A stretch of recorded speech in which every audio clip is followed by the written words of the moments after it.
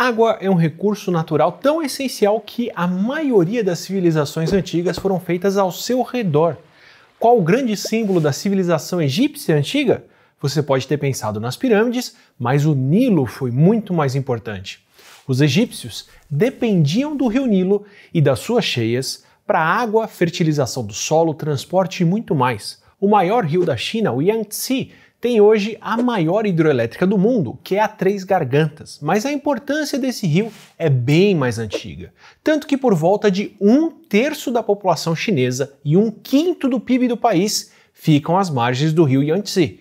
Roma foi fundada às margens do rio Tibre, São Paulo foi fundada entre rios, nossa independência foi declarada às margens plácidas.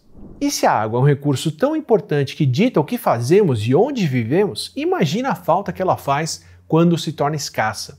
Pode parecer que a gente vive num mundo menos dependente de recursos naturais, só que a falta de água pode afetar muito, do preço que a gente paga no alimento ao quanto custa para tomar um banho com chuveiro elétrico, especialmente no Brasil. E com tanta importância, nessa nossa série sobre meio ambiente e sustentabilidade, é fundamental a gente entender não só de onde a água vem, mas como e por que ela pode faltar no país.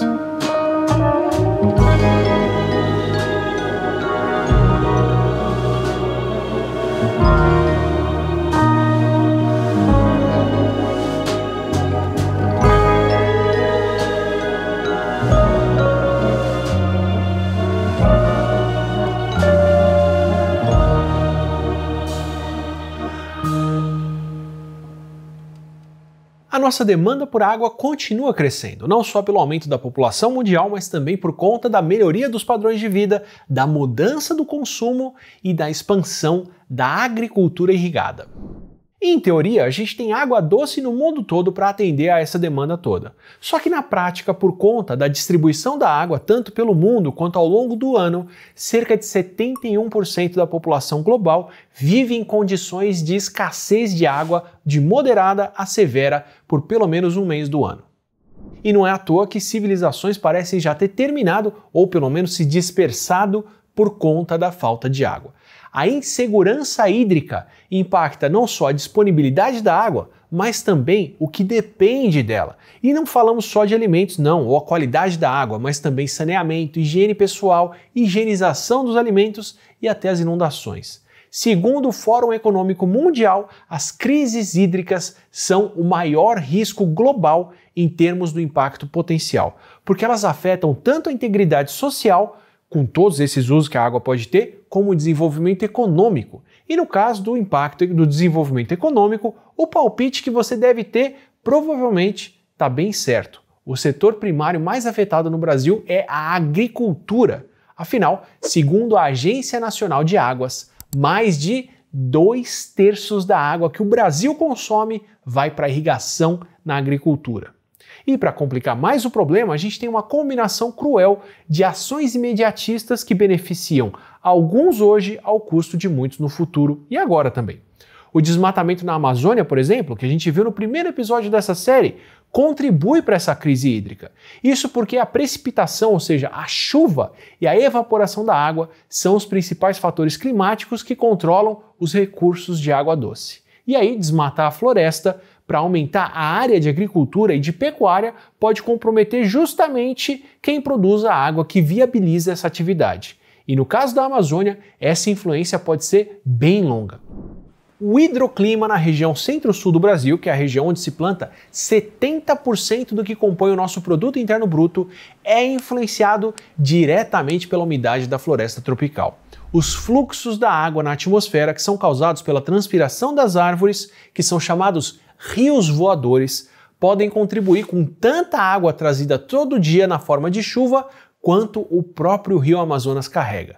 Chamar esse fluxo de rio voador não é exagero. E cortar as árvores que fazem a transpiração reduz as chuvas nessa região toda.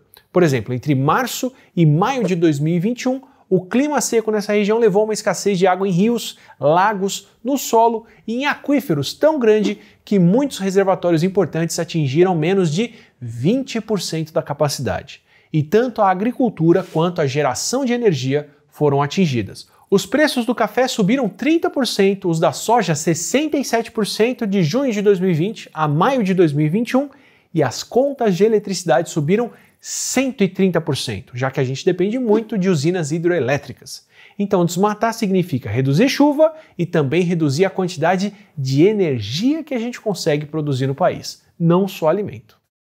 E não foi só em 2021 que o Brasil sofreu com a crise hídrica. Em 2012 e 2013, com uma das maiores reservas mundiais de água, o Brasil começou a sofrer com a falta de água em várias regiões.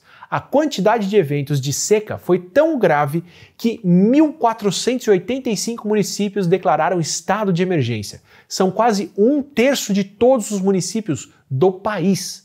E no semiárido nordestino, onde acontece a desertificação, que é o assunto do nosso vídeo anterior dessa série, 97% dos municípios emitiram pelo menos um decreto emergencial.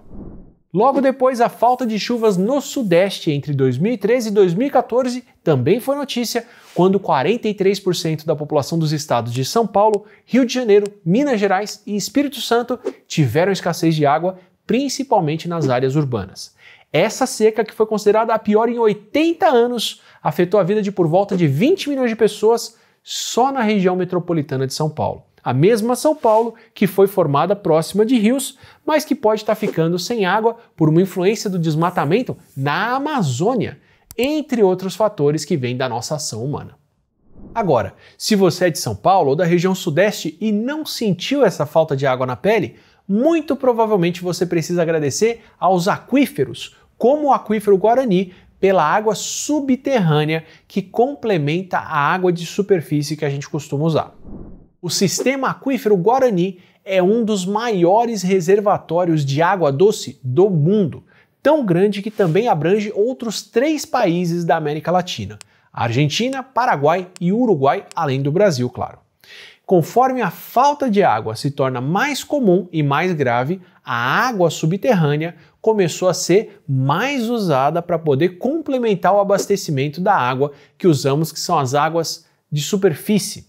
Só que as águas subterrâneas, que servem como fonte primária de água para cerca de 2 bilhões de pessoas do mundo, têm alguns outros riscos, já que elas são águas especialmente vulneráveis à poluição, à mistura com água salobra e a variações no lençol freático que são causadas por retiradas humanas, por secas e pelas mudanças climáticas. Além de lagos e pântanos que dependem das águas subterrâneas para poder manter a sua estrutura e o seu funcionamento. E nos aquíferos, onde a reposição é lenta, usar mais água do que o aquífero consegue absorver pode ser um problema grave a longo prazo. Usando esse tipo de água subterrânea, a gente pode estar minimizando o problema agora, mas sem resolver a causa, só adiando o inevitável se a gente não pensar em preservar a floresta que semeia essa água toda.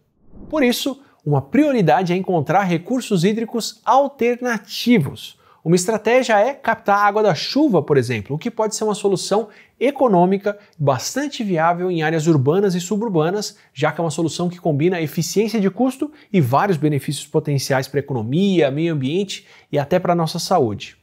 Ao mesmo tempo, fora dos centros urbanos, a boa gestão do uso de água pode ser tão importante quanto ou ainda mais do que essa captação. Por exemplo, no caso da agricultura, reciclar água tem ótimas vantagens. Isso disponibiliza água para outras atividades, como uso doméstico e uso industrial, reduz a competição pela água como recurso e também reduz a superexploração e a degradação das fontes naturais. Eu e você, a gente precisa fazer um uso racional da água para que ela possa durar, só que a gente também precisa lembrar que a comida que a gente come e a comida que nós exportamos consomem o grosso da água do país. Uma coisa que a gente também vai discutir bastante no próximo episódio dessa série sobre meio ambiente. Essas alterações que nós fazemos no ciclo hidrológico natural, tanto com o desmatamento e com as queimadas, e até com as mudanças climáticas que nós estamos causando no mundo, também vão mudar a disponibilidade e a demanda por água, e isso deve aumentar os conflitos por conta dela. A gente vive num país extremamente privilegiado em relação à água doce. Entre rios, aquífero e o regime de chuvas, que ainda acontece aqui no Brasil, a gente tem quase 1/5 da água disponível, da água doce disponível no mundo. A gente tem equivalente a 48 milhões de litros de água doce para cada brasileiro por ano, só nas formas mais disponíveis, como rios e lagos. E mesmo assim, menos de 1/3 das 100 maiores cidades do Brasil tem disponibilidade hídrica satisfatória. E a gente ainda desperdiça quase metade da água potável tratada no país. Água limpa, água pronta para consumo, que acaba se perdendo no caminho até a nossa casa. A gente se comprometeu com a Agenda 2030 dos Objetivos de Desenvolvimento Sustentável e um dos primeiros passos aí é assegurar a disponibilidade e a gestão sustentável de água potável para todo mundo. Porque não basta ter água disponível, a gente tem que saber manter, cuidar e tratar essa água e garantir o acesso às pessoas, além de pensar a longo prazo, já que a gente depende tanto da água para produzir energia e a comida que a gente exporta. E a gente já viu na pele como, mesmo sendo tão abundante no Brasil, a água pode sim faltar e fazer muita falta.